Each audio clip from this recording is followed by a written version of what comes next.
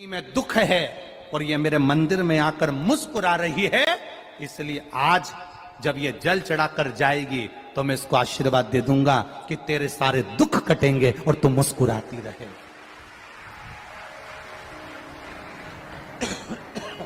तेरे दुख कटेंगे और तू मुस्कुराती रहेगी। मैं आशीर्वाद दूंगा इसको, क्योंकि ये मेरे मंदिर में मुस्कुरा कर आती है, ये मेरे सामने मुस्कुरा कर आती है। जो बहू सास के सामने 24 घंटे रो कर जाए, हमारे को तो तुमने ऐसी साड़ी चढ़ाई थी, हमारी शादी में तो केवल 1 लाख रुपए खर्च करे, देवर की शादी में इतने खर्च करे, ननन की शादी में ऐसा करा, उसकी शादी में ऐसा करा, हमको तो कुछ दिया ही नहीं, हमको तो कुछ करा ही नहीं, हमको तो कुछ करा ही नहीं। जिंदगी भर जो रोती रहे रोती रहे रोती रहे रोती रहे रोती रहे, तो सास भी सोच लेती है इसकी तो जिंदगी में रोना ही लिखा है। जो कुछ भी नहीं है उसके पास में, तो भी मुस्कुराकर सास से कहे मम्मी चाय बना लाऊं क्या? बेटा दूध नहीं है।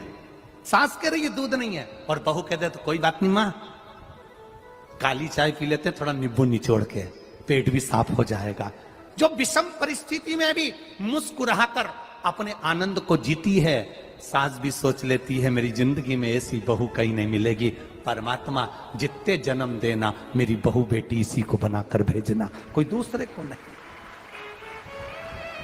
विषम परिस्थिति में भी जो समता ढूंढे, विषम परिस्थिति में भी जो सुख ढूंढे, विषम परिस्थिति। जब पहली बार माता पार्वती जी शादी कर कर आई कैलाश धाम पर, शादी करके आने के बाद उन्होंने जब कैलाश धाम पर देखा तो कहीं उनका रहने के लिए जगह ही नहीं थी।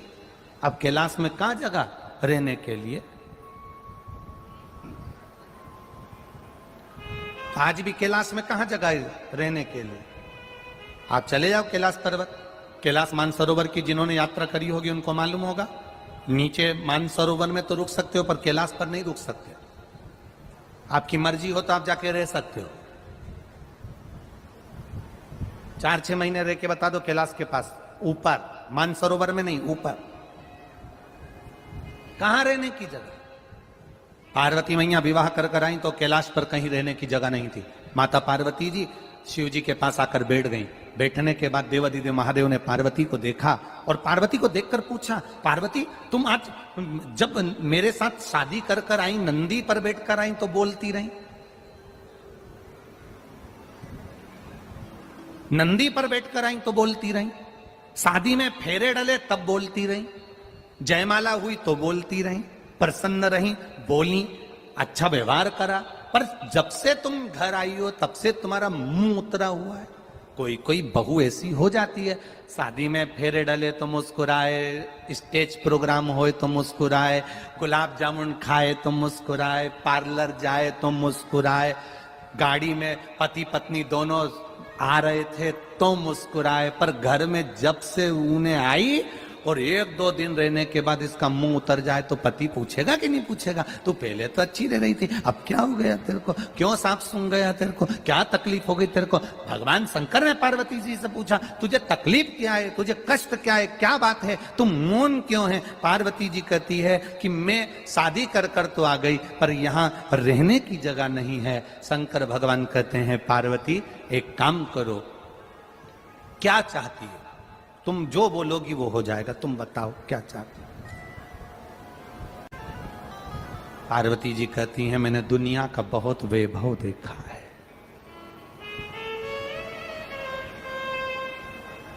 नाटक और फिल्म जैसा प्यार कभी अपने घर के लोगों से मत करना, क्योंकि नाटक और फिल्म में जो प्यार दिखाया जाता है वो केवल प्यार होता है, उसको प्रेम नहीं कह सकते, उसको प्रेम नहीं कह सकते। पार्वती जी बोली, मैंने बहुत वैभव देखा, बहुत। नारायण भगवान के यहां कितना सुंदर वैकुंठ है, ब्रह्मा जी के यहां कितना सुंदर सुख है, इंद्र के यहां कितना सुख है, अपने यहां तो कुछ भी नहीं है। तुम जैसा बोलोगी वैसा हो जाएगा। बोलो तुम्हें क्या चाहिए, बोलो। कुछ नहीं, बस रहने के लिए एक सुंदर महल बन जाए, इससे बढ़कर क्या चाहिए। विश्वकर्मा जी को बुलाया और बुलाकर सुंदर समुद्र के बीच में महल बनवाया। पर भगवान तो भगवान थे, उन्होंने जो लीला रची कि ये दूसरे का वैभव देखकर अपना वैभव मत बनाना, दूसरे का वैभव देखकर वैभव मत बनाना।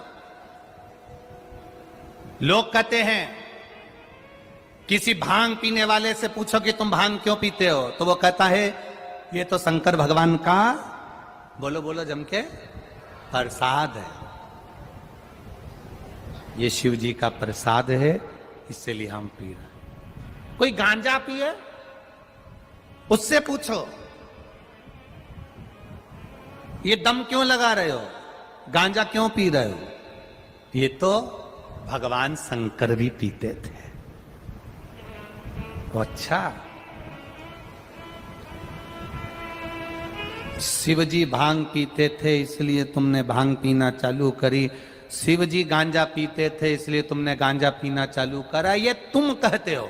शिव पुराण में कहीं नहीं लिखा कि शंकर ने भांग पी की गांजा पिया। शिव जी भांग पीते हैं इसलिए हम भांग पी रहे हैं, शंकर भगवान गांजा पीते हैं इसलिए हम गांजा पी रहे हैं।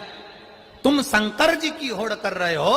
कोई कोई ऐसा है कि उसने जटा भी बना ली, हम शंकर का स्वरूप में रहते हैं, कोई के हम चंदन लगाते, कोई के हम रुद्राक्ष पहनते, कोई के हम शंकर के स्वरूप में रहते हैं। शंकर जी भांग पिए तो हम भांग पीते, शंकर जी गांजा पिए तो हम गांजा पीते हैं। तो मेरा निवेदन है, शंकर जी विष भी पीते हैं, पी लो,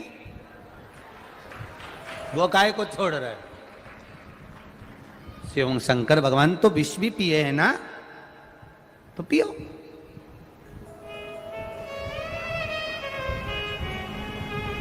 दान, वैराग्य और आत्महत्या झटके से होती है। क्या क्या चीज, जम के बोलो जरा। दान, वैराग्य, वैराग्य से मतलब है भजन करना, सबसे दूर रहकर स्मरण करना, वैराग्यता। दान, वैराग्य और आत्महत्या झटके से हो जाती है, झटके से।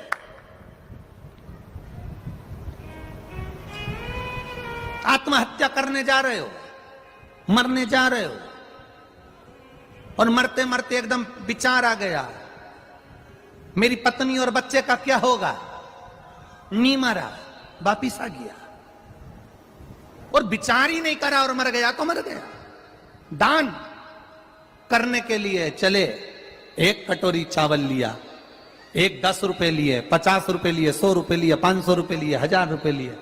दान करने के लिए विचार आया मन में, टीवी पर कथा सुन रहे थे, मोबाइल पर कथा सुन रहे थे, यहां बैठकर कथा सुन रहे थे, और मन में आया मेरा भी मन करता है कि 500 रुपए, 50 रुपए, 100 रुपए, 200 रुपए में दे दूं। बस तुमने विचार करा और मन से, हाथ में मोबाइल आया और तुमने दिया, या बैंक में गए या कहीं गए और दे दिया तो दे दिया। और फिर विचार आया कि मैं दान करूंगा, और मन में आया कि मुझे दान करना है, और दान करने जैसे ही चला, इतने में मन में आया कि अब मैं थोड़ा 7 दिन की कथा पूरी सुन लूं, इसके बाद दान करूंगा। इतने में मालूम पड़े 500 रुपए पल्लू में बांध के लाई थी दान करने के लिए, आखिरी दिन दूंगी, आखिरी दिन दूंगी, आखिरी दिन दूंगी। इतनी मालूम पड़ा 7 दिन में ना जाने किसने पल्लू भी खोल लिया, लेके भी निकल गया। अब रो रही, मैं तो दान करने के लिए 500 रुपए लाई थी, पड़ोसन से कह रही मैं 500 रुपए लाई थी दान करने, तो करे नहीं, आखिरी दिन करती, आखिरी दिन। 7 दिन निकाले, ये जिंदगी के 7 दिन। शिवपुराण कितने दिन की, भागवत कितने दिन की, जन्म कितने दिन में हुआ अपना, रविवार, सोमवार, मंगलवार, बुधवार, गुरुवार, शुक्रवार, शनिवार, रवि, और बस ये 7 दिन। विवाह हुए तो फेरे कितने डले, 7। भगवान कृष्ण ने जो पर्वत उंगली पर उठाया वो कितने कोस का था, 7 कोस। कितने दिन तक उठाया, 7 दिन तक। विवाह 7 दिन का, जन्म 7 दिन में, मरोगे भी रविवार, सोमवार, मंगलवार, बुधवार, गुरुवार, शुक्रवार और शनि। रविवार को जन्म हुआ, सोमवार को बड़े हुए, मंगलवार को ब्याह हुआ, बुधवार को बच्चे हुए, गुरुवार को बीमार पड़े, शुक्रवार को हॉस्पिटल गए, शनिवार को निपट गए। पूरे दिन ऐसे ही निकल गए। भजन कब करा? भजन कब किया?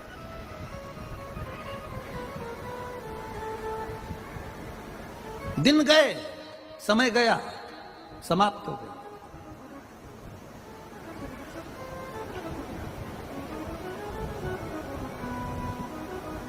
आज कितने दिन की कथा हो गई है? 30। कितना दिन बचा? 4। बचपन, जवानी, अधेड़ी, बुढ़ापा।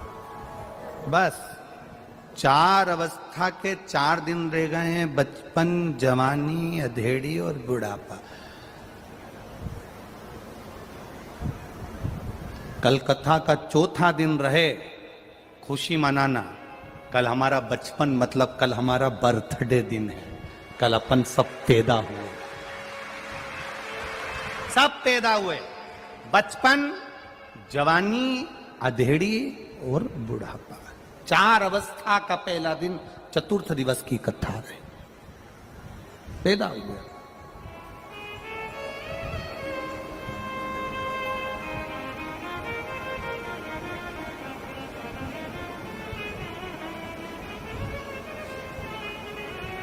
कितना सुंदर संवाद है। पूरी भारत की भूमि पर जन्मदिन मनाया जाता है। लोग कहीं केक काटते हैं, कहीं दिया जलाते हैं, कहीं मंदिर जाते, कहीं आतिशबाजी फोड़ते, कहीं नगाड़े चलाते, कहीं कुछ फंक्शन मनाते हैं। पूरी भारत की भूमि पर दुनिया के लोग जन्मदिन मनाते हैं, पर मेरे देव अधिदेव महादेव की नगरी काशी में मरण दिन मनता है। जो मरता है उसकी खुशी मनती है।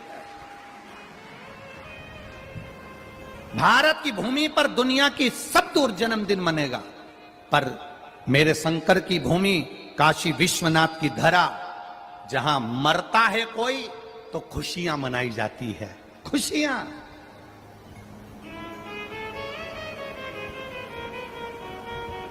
क्यों? क्योंकि काशी में मरने वाले को गुरु मंत्र मेरे महादेव देकर भेजते हैं।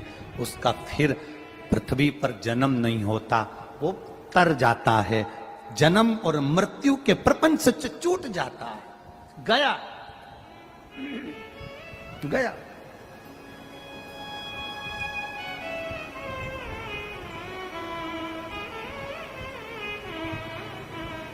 जन्म और मृत्यु के प्रपंच से वो छूट गया। ये इतने सारे लोग, भक्त लोग कथा सुनने आते हैं पंडाल में 7 दिन की। अपने साथ में अपने पूर्वजों का कोई मर गया, अधोगति में चले गया, कोई समाप्त हो गया, बहुत अभिलाषा लेकर चले गया, अटैक आ गया, कोरोना में चले गया, सुसाइड कर लिया, कुछ हो गया, बीमारी से चला गया, कुंवारे मर गया, जवानी में मर गया, अधोगति में मर गया, कोई बहू, कोई बेटा, कोई पति, कोई पिता, कोई अचानक जो मर गया, उसका फोटो भी लेकर यहाँ लोग कथा में आते हैं। आपने कई लोगों को देखा होगा फोटो लेकर बैठे रहते। कारण क्या है? कारण क्या है कि ये फोटो लेकर कथा में बैठी हुई हैं, ये फोटो लेकर कथा में बैठे हुए हैं।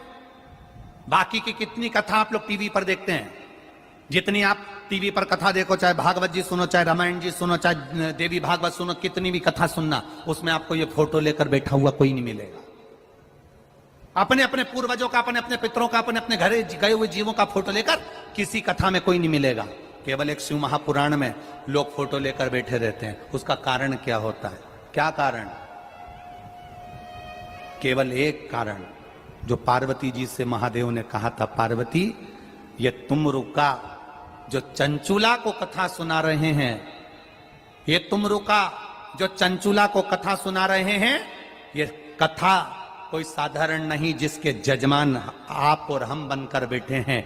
ईश्वर जी गोरा जी बनकर, गणा और गोर बनकर बैठे हैं। सुनो पार्वती, जिस स्थान पर शिव महापुराण की कथा होती है, जो उस कथा को श्रवण करने के लिए जाता है, उसके घर के जीव उसके साथ कथा श्रवण करने के लिए पहुंचते हैं, जब कथा पूरी हो जाती है तो उन जीवों का कल्याण अपूर्व हो जाता है अपने आप। सारी पुराणे तुम्हारी 7 पीढ़ी को तार सकती है, पर शिव महापुराण के लिए उज्जैन के ऋणमुक्तेश्वर मंदिर की दीवार पर पत्थर पर अंकित कर कर लिखा कि केवल एक शिव महापुराण की कथा ऐसी है, शंकर भगवान का गुणगान ऐसा है, शिव तत्व ऐसा है, शंकर भगवान की शिव महापुराण ऐसी है जो 7 पीढ़ी नहीं 71 पीढ़ी को तार देती है। केवल एक शिव महापुराण की कथा जो सुनता है, सुनकर जो बाहर निकल कर जाता है, अपने अपने गांव में कथा सुनने के बाद अगर आप जाते हो, आपके शरीर से जो हवा छू कर भी निकल जाती है, तो वहां पर भी जो जीव तड़प रहा होता है, पड़ा हुआ होता है, उसका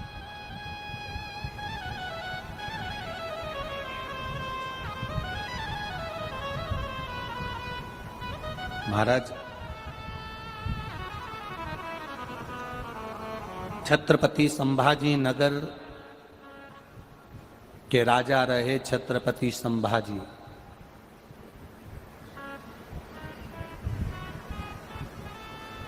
जितना कष्ट छत्रपति संभाजी महाराज ने नहीं झेला होगा, उससे 1000 गुना ज्यादा कष्ट छत्रपति संभाजी महाराज की धर्मपत्नी येसुबाई ने झेला था।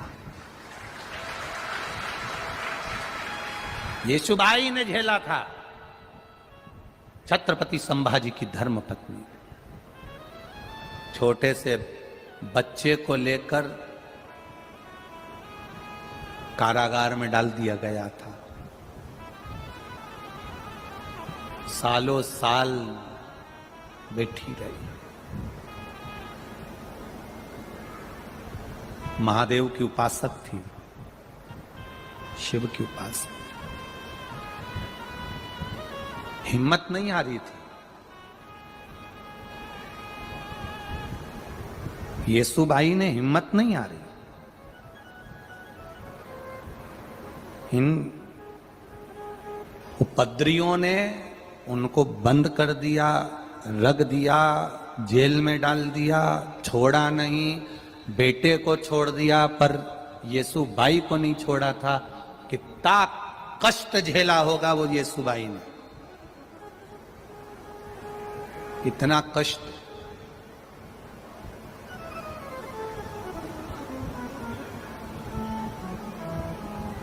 सारी दुनिया में सबसे ज्यादा बोल्ड, सबसे ज्यादा प्रबल, सबसे ज्यादा वीरणी, युद्ध में भी अग्रण्य रहने वाली और वक्त पड़ने पर छाती पर चढ़कर गला काटने वाली, पूरी दुनिया में कहीं ऐसी नारी नहीं मिलेगी जो महाराष्ट्र की रानी मिलेगी।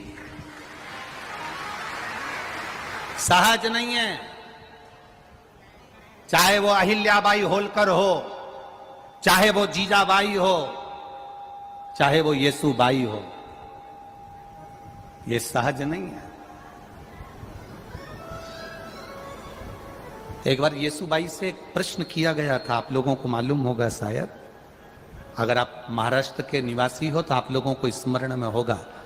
छत्रपति संभाजी की धर्मपत्नी येसुबाई से एक प्रश्न किया गया था,